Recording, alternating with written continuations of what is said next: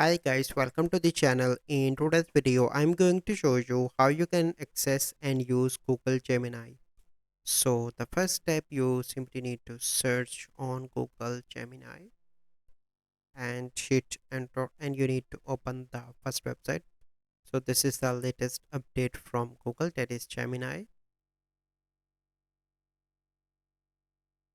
So once you are on that page, so here it is.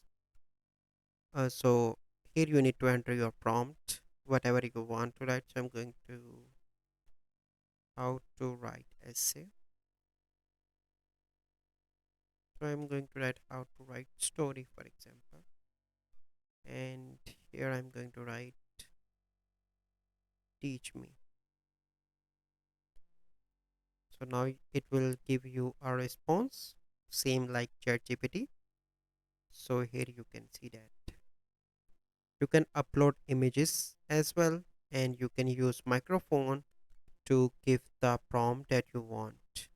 And on the top left here you can see expand menu, and if you want to start a new chat, click here. Here you can see your recent conversation, that is recent prompt that you gave, and the answers.